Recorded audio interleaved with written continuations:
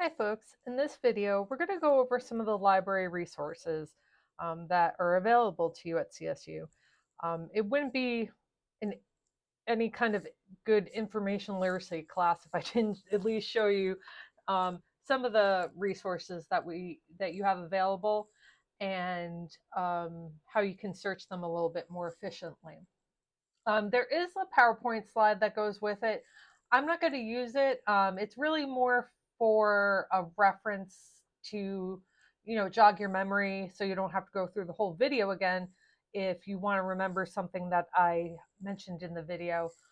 So I'm going to be going through some of the resources without any kind of, I guess you could say planned PowerPoint. So first, we're going to go over the library homepage. Now, it seems kind of self-explanatory, but I really wanted to point it out because the library homepage is really a wealth of information. If you have no idea where to get started, head to the library homepage.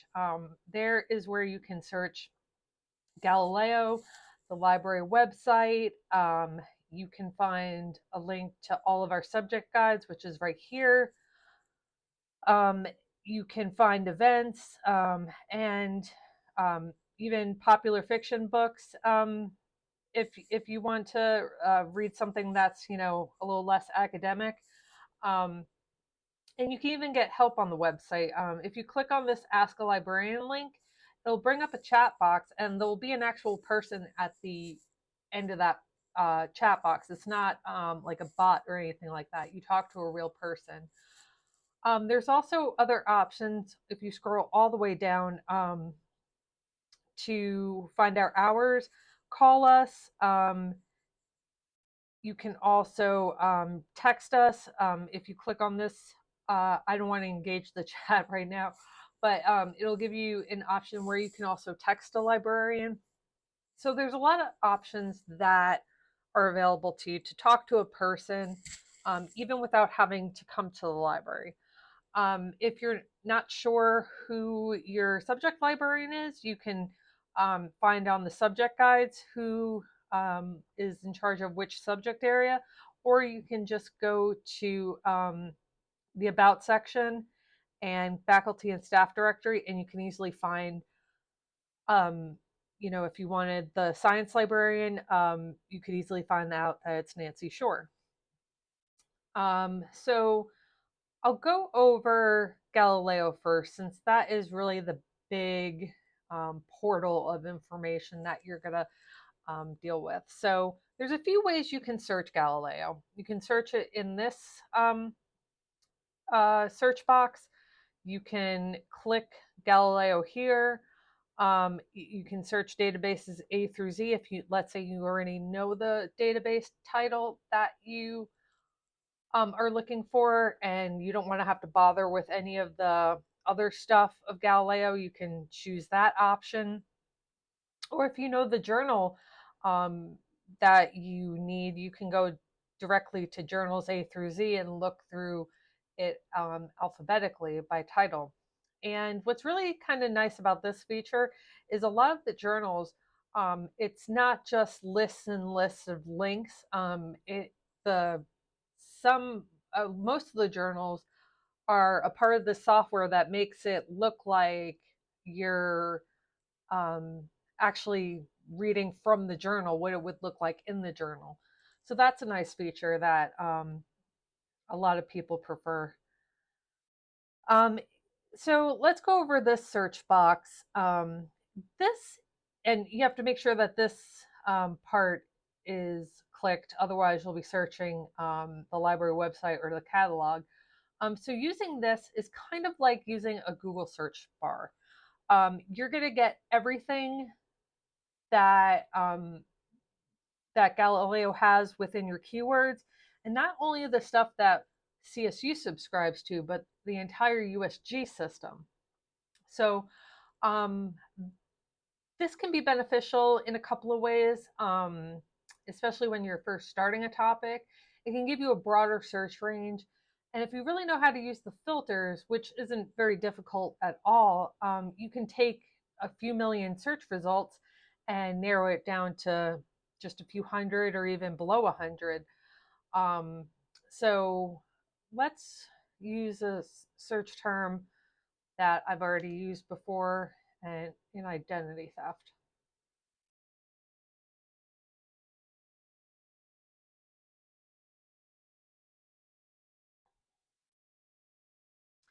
So as I mentioned, you're going to have well over 1 million results. Um, one nice feature that Galileo has when you use that discovery bar is that it gives research starters. So it'll provide you resources that are general, has general information about a topic. If you're not, this can be helpful if you're just learning about a topic and don't really know how to narrow it down. These research starters can come in handy. It also guides you to some of the research guides that we have available on the topic. And you can also get Ask a Librarian. If you click on the Ask a Librarian feature, it'll take you to that chat box. And so right off the bat, there's some helpful tools for you. Now, one of the first things you're going to want to do is click on full text. That will weed out almost everything that we don't have access to. And nothing is more frustrating when you find a title and an abstract that sounds exactly what you need, but we don't have access to it. It doesn't mean that we can't get it for you eventually, but you know, it just means it might take a little bit longer. So right off the bat, just clicking full text, we eliminated half the results. Sometimes clicking on peer-reviewed helps immensely. Some professors will tell you right off the bat that they want you to have strictly peer-reviewed journals.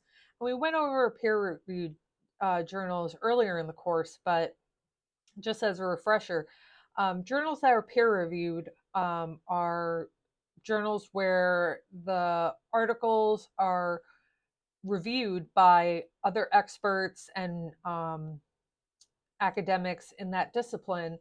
And they review the article to see, to kind of vouch for whatever the authors are writing, that this is good research, or the sample sizes seem good, or they'll make notes that you're on a really good track, but we're not sure this is really ready to be published. Maybe you want to do another round of testing to make sure that this is accurate. So it's basically another set of eyes by professionals in the field to kind of give authority to a journal. Now, we also learned about some of the issues with peer review and the peer review process, but for a lot of disciplines, especially medical, this is a really important part of their publishing process to establish credibility. So then date. So identity theft, that's a topic that we're likely going to want to have the most current information on. So let us try since 2018.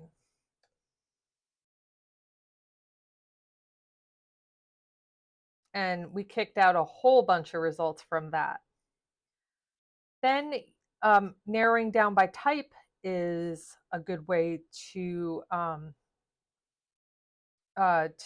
weed out results. And this is where knowing the scope of your research can be important. Do you need ebooks? Do you need academic journals? Are you looking more at reports? That can include information from the FBI statistics on, how many people experienced identity theft, and, the amount of money lost because of that. So really knowing those elements of your research can help you really narrow down the types of information you're looking for, so you don't have to bother going through it. So for this sake, let's just say we need academic journals.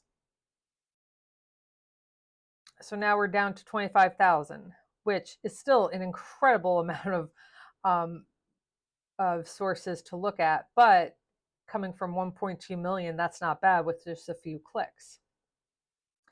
So then other filters you can use is subject is one of them. Now, be careful when you use these, because how these articles and resources are indexed can be a little bit subjective.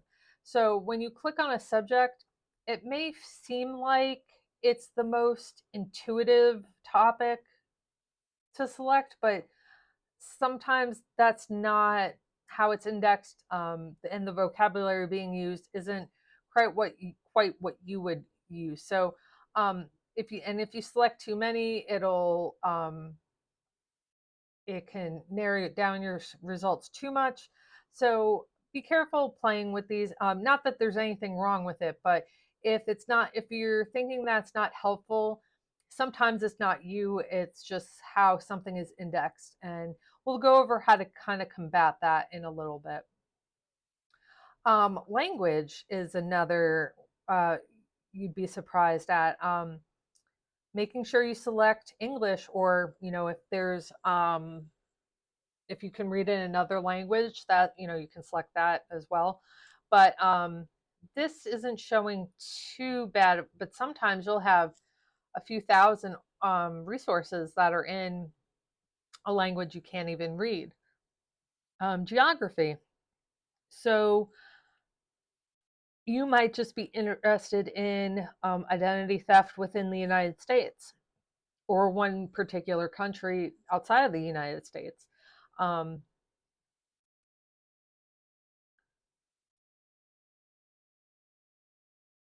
So now we are at 977 results, which is still a lot, but this is a very broad term, keep in mind. And also we had 1.2 million in the beginning.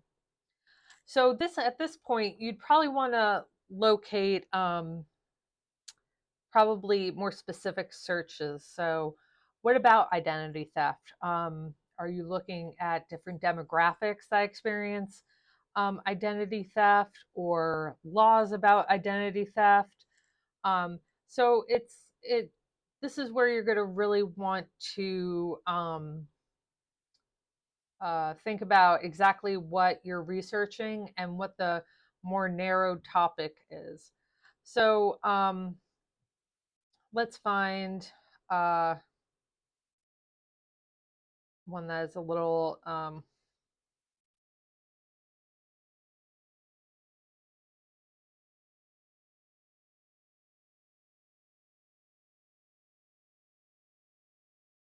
okay.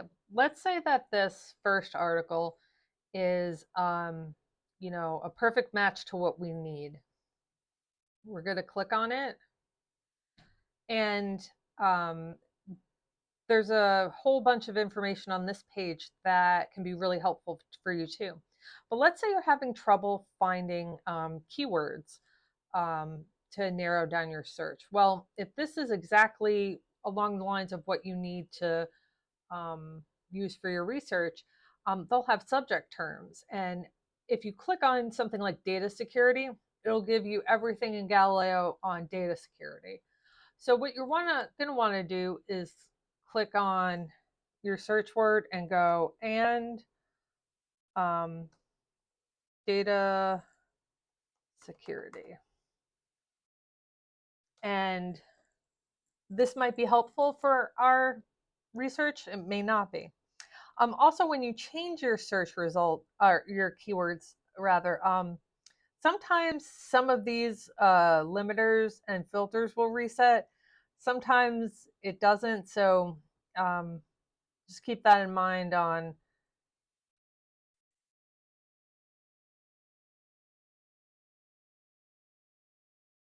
and then United States.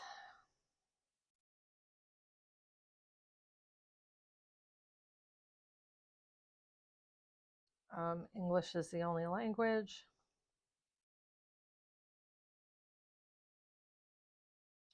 So now we're down, we narrowed down half the results there.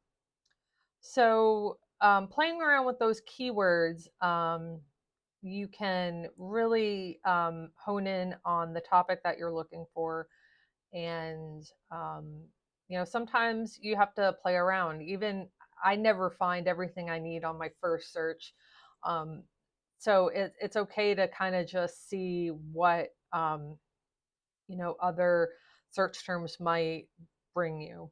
And um, this took me about 15 minutes, and I'm stopping to talk while I do this. So it didn't really take all that long to find an article that is, hypothetically, of course, exactly what we need. One other quick little tip, I used and right here.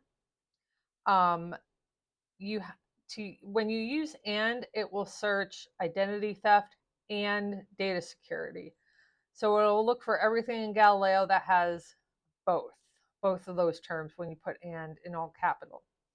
So like we can also use or, and that will broaden the source, the source amount of sources.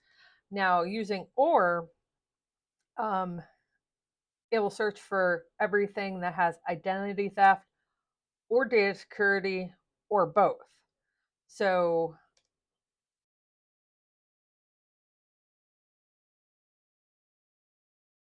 now we're back to 1 million search results again. Um, so that provides us, even if we narrow down with academic journals, that is quite a bit more. And sometimes you need to broaden your search results for different reasons. One other, these are called Boolean terms. We can add not. So let's say we want to research identity theft, but not the data security part of it.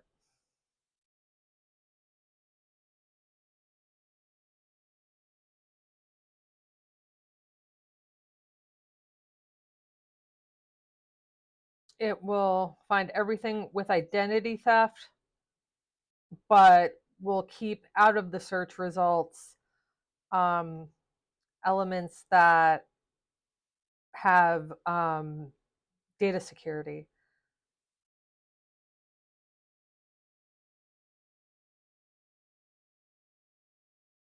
So that helped limit our results to quite a bit more as well. So let's say, going back, let's say this is a resource that it matches exactly what we need. That here again we have the search terms. There's a few things I wanted to point out that can help with research to keep it a little less frustrating. I find that students have probably the hardest time or find the most frustration with keeping everything, their research, sorted together. Now, there's not any one system that is right or wrong. It's just whatever works best for you. And I have a spreadsheet that I use. A lot of people, even who I work with, ask to use it because it's just something I've developed over the years to keep research organized. So if you need to go back to it, or you don't have to, when you're doing your bibliography page, you don't have to search again for the article. Everything's in one place, and it's easy to find again. And if you're doing a paper that has 10, 20, 30 sources, it's easy to forget which article had what information. So I'll show you that paper in probably a different video, just to keep these not as long as as I keep a video a little shorter. But on this page, there's a lot of tools to help you keep your research organized. First of all, you can save it directly to your Google Drive or your Microsoft OneDrive if you use any of those tools. And when you save it to your Google Drive, it will create a folder, probably called EBSCO. And it'll be there so you can, just save them, save the articles and then read them later, or um, be able to print them out later. You can print from here, email it to yourself, or if you're doing a group project, you can email it to your group. You can save it to your hard drive using this feature, the Cite feature. It's really tempting to want to just cut and paste this, and most of the time it's fine, but it is generated by a machine. So sometimes it misreads different parts of the citation, like it might put the title of the article as the title of the journal, and little stuff like that. Citation styles also often change, and sometimes the database it takes a little time catching up.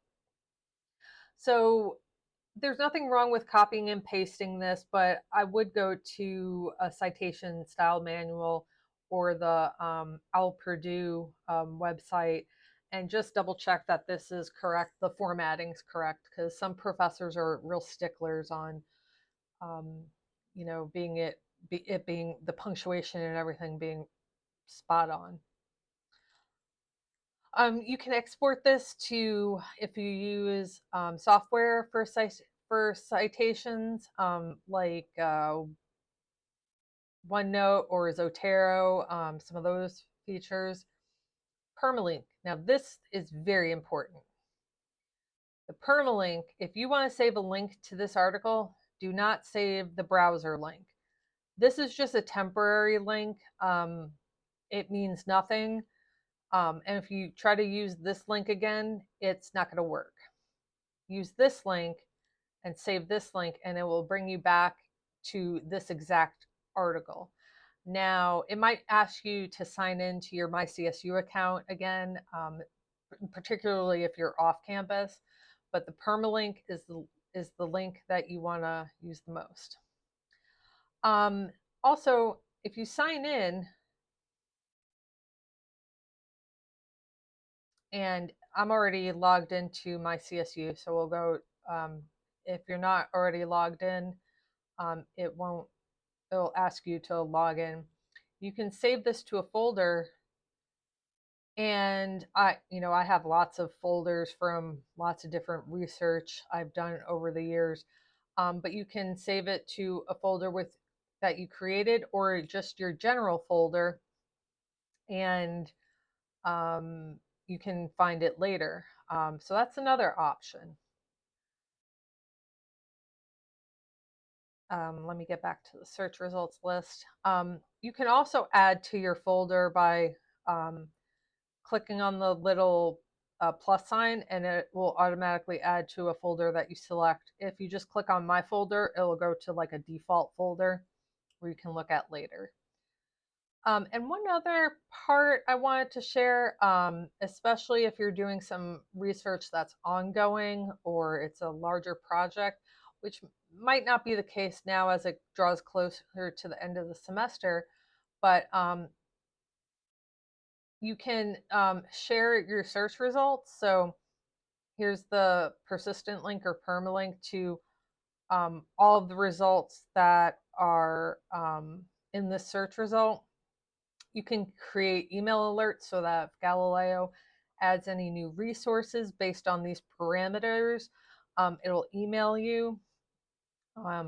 You can click on add results 1 through 20, or just add the whole search to the folder. And this can be really helpful, if you're doing some work in between classes and you hit the jackpot of information, and you don't want to lose it or have to remember what were those keywords I used, how did I get that one search result. Now you can just easily click on it, add the search to the folder, and you can go back to it. So if you don't have time to jot down any notes or anything, you can, all is not lost. That's just how you see the formatting on the screen. And you can, you want to view the results newest to oldest or oldest to newest. So those are just some of the tools that are available to you that can be really helpful in keeping your research organized. And all databases have similar features. They just might be in different locations. So instead of the filters being on the left, they might be on the right, or you might have to click a different drop down. But most databases have the same capabilities of saving to a folder, saving your search results. So, keep that in mind while you're doing research, so it can, you don't, not use a database because they don't have the features that another database has. They all pretty much have similar features. Um, they just might work a little differently, or they might be just in a different location. You can start a new search quickly. You can find other types of information, more like formats, directly from this, or look at e-journals. So let's go back, and this is what it looks like if you click on that. This allows you to search Galileo in more of a browsing setting, where you're not going directly to a list of results. Sometimes when you're starting out, you don't know what you're looking for.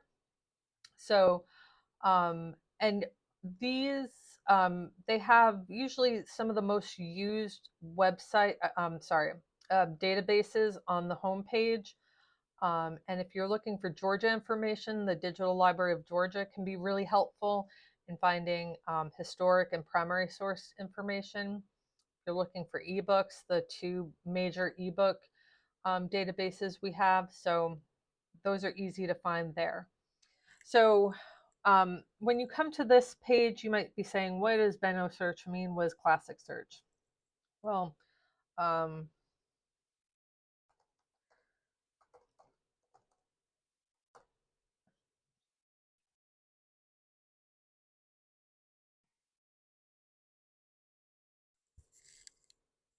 so this is what bento searching looks like. It's like a little bento box. They have different.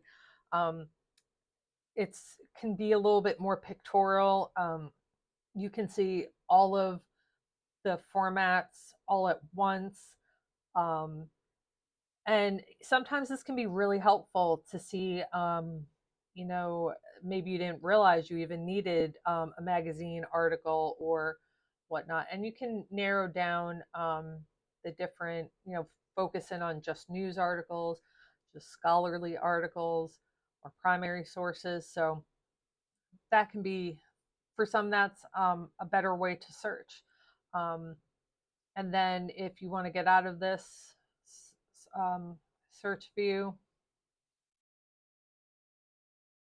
you can go to the advanced search, and this is just like, oops,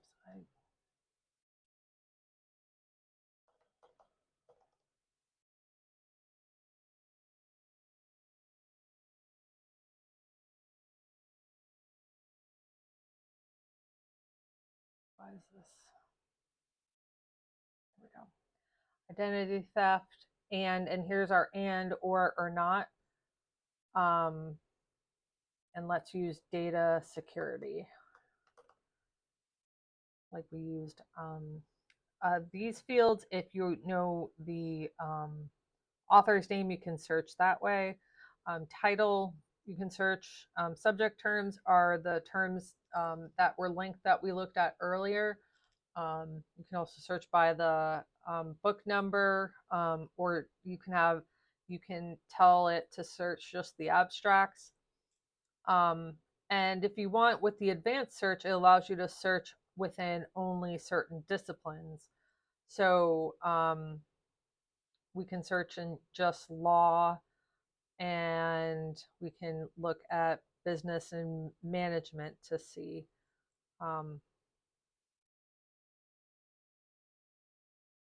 We can click on full text. So a lot of these are the filters that we saw in um, in our last search, where they were all listed on the left, but instead we're doing it all at once.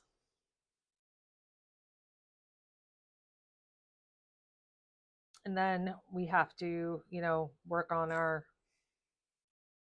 let's do 2018, I think it was. And so that's just another way to search Galileo.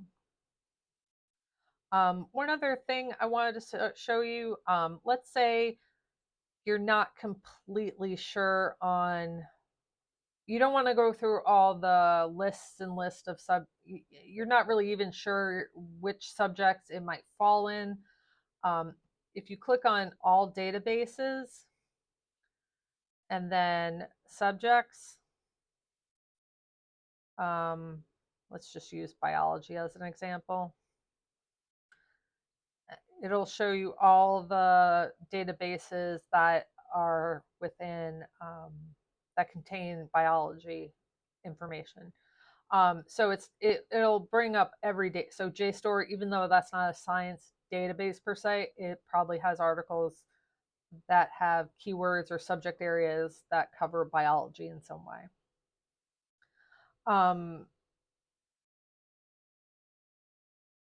You can also search by type if you want just ebooks and book reviews. You can search by the subject, biology, and then types books and book reviews and ebooks. So we'll give you all the databases that have those subject areas and formats. And then you can select the database that you want to search individually.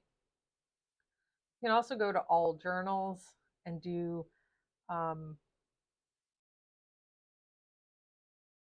similar search. You can search by topic.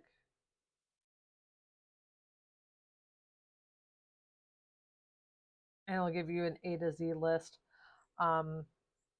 I find it a little easier to search. If I'm browsing by title, it's easier to go into journals A through Z. And then typing in here. And then it populates everything with biology in it.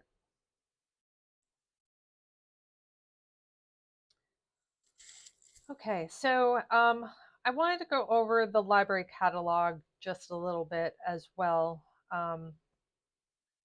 The library catalog obviously is everything that, our physical book collection. It will bring results that are in our archives. It will show some of the ebooks. I recommend not relying on GIL-Find for all of the ebooks.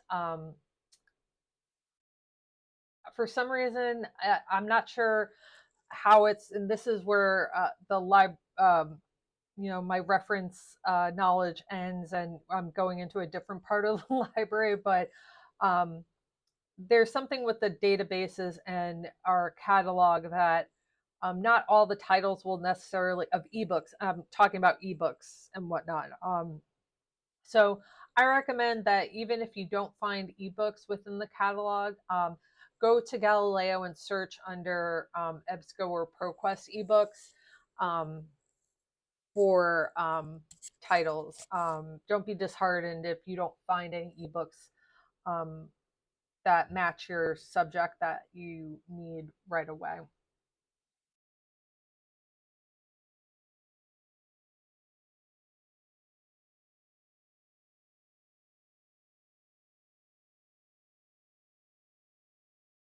So you're gonna do a lot of the same tasks that in the library catalog that you did with Galileo. There's filters to narrow down your results, so you can pick on everything that's online, available in print, Let's go through that first.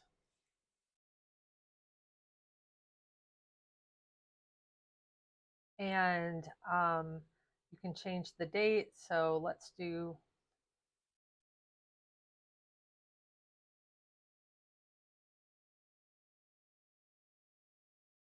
and there we go. For, that was a fairly quick search.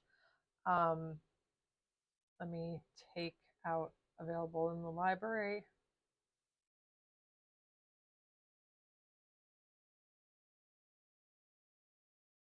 You can select books, book series. That's, if there's a like almost like an encyclopedia.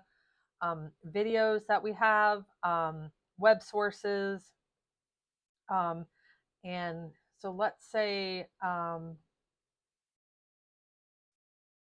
let's go back to if the resource is available in the library. So we'll use this one as an example. It will tell you where the library is and this HV and then the number that will give you the location in the shelves that you can find it in. So the library catalog also has some features that are very, very similar to Galileo. The permalink, that's if don't use this browser link, use the permalink that is provided there. Otherwise, you'll never get this page back from that link. Citation. The GIL-Find catalog only has three or four different citation styles.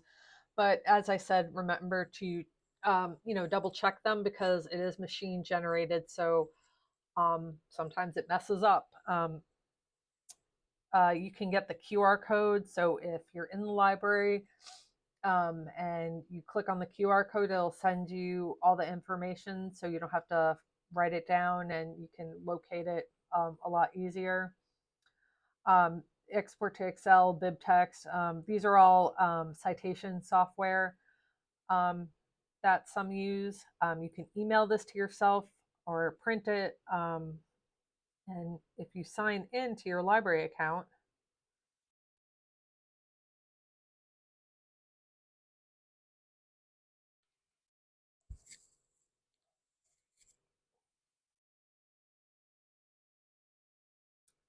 you can have similar features like saving it to, I think I've already saved this item, probably in an example.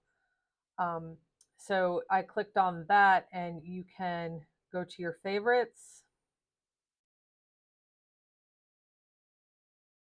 And I've had lots of lists from, all the research I've done and demonstrations I've done. You can save your searches as well, like we did in Galileo. You can create new labels. So you just click on add a label and it'll save it over here. It'll also save, if you're logged in, it'll save your search history and all of the parameters that you used.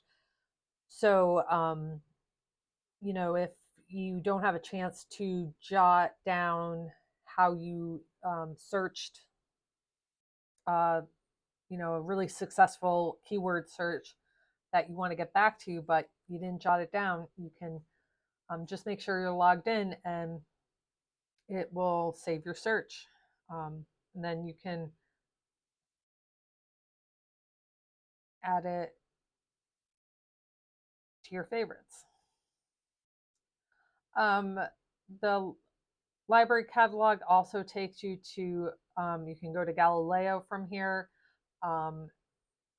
Just different ways to search the catalog.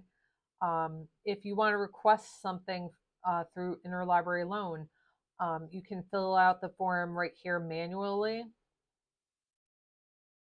There we go. Or let's get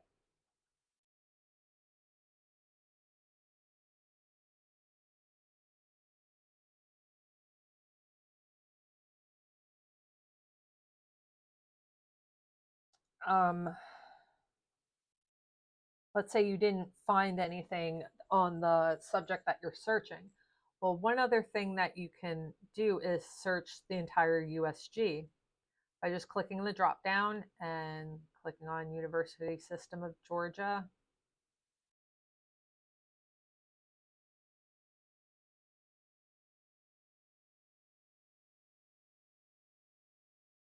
And this will search the entire system. So if another USG library has their book, has the book. So let me find one so I can show you this. Okay, one that's not available at.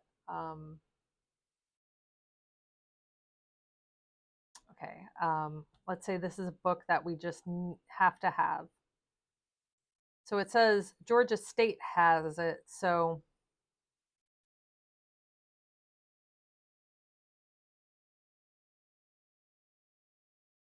um, so it says it's available, and we can request it, and we can do that directly in here. For journal articles, often you have to fill in the form manually, but it will populate a lot of the information already. And you can pick it up at the music library downtown or the main campus library. And how fast it gets here depends on the lending library, but it's GIL Express is pretty quick. So a few days is often all it takes. So that is the library catalog. If you have any questions, please feel free to email me. I just threw a ton of information at you, and sometimes you don't get a question until you're using something. So then one other thing I wanted to go in depth a little bit is subject guides. Now, these are guides that librarians and some of the faculty, they'll create a course guide. Student organizations often will ask to create a LibGuide. They're called that. That's just the name of the software, LibGuides, but they're really just research guides, and they're all sorts of topics that librarians or faculty have curated information so that you can get some indirect reference help any time of the day. And sometimes, you may not even need one-on-one help. You just need to kind of get a nudge of where to go for some information. So since we just had elections, let's use my elections guide for an example. So this is what one that I created looked like, but all the librarians have done, similar. It's a similar format, and a lot of times, not only will there be information on where to look for sources, reliable sources that are good for that topic, but it'll give you research tips for that specific subject area. Not every subject area can be searched the same way, and um, you're going to use different databases for different subject areas. So um, often we provide you with really discipline specific research information and sources that are really only you may not use it as early on in your degree program, but it's definitely for advanced research that you might do in your junior or senior year. So it's always worth um, checking out research guides. Even if you don't help, it can provide just maybe something that you didn't think about.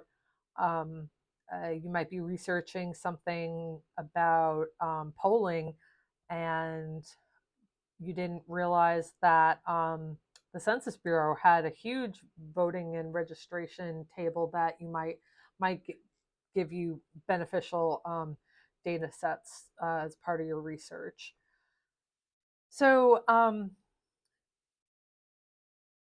it's always worth a look doing your research. We work really hard to curate these. And as I mentioned in the libraries video, there's no incentive for us to recommend just one source of another other than it being more helpful and a credible, authoritative source of information for um, the CSU community. So we work really hard to vet these sources because we're recommending them. So we don't want to. I know I don't want to look foolish saying, "Oh, this is a great source," and it turns out to be junk. So we're always vetting things. Um, the CSU ePress, you'll find a lot of dissertations from some of the graduate students and PhD students there. It's also different academic studies that faculty have done, different research collaborations that some of the CSU community have worked on. There was one um, uh, geography research. It's almost like a consortia now, and it's reference from people all over the world, and people contribute to it from all over the world as well. So that's another area for if you're looking for open access journals, and just it's worth a look just for the unusual and original research that you might find there. And then government information, we went over last week, but that just takes you to my LibGuide on government information and how you can search the Federal Depository Library records, the GPO, Government Publishing Office records. So as I said in the beginning, when in doubt, just head to the library homepage, and there'll be a ton of information to guide you to where you need to go for your research. Okay, I think we're done with this video. I'll see you in the next one where we talk about that spreadsheet I mentioned. Okay, bye.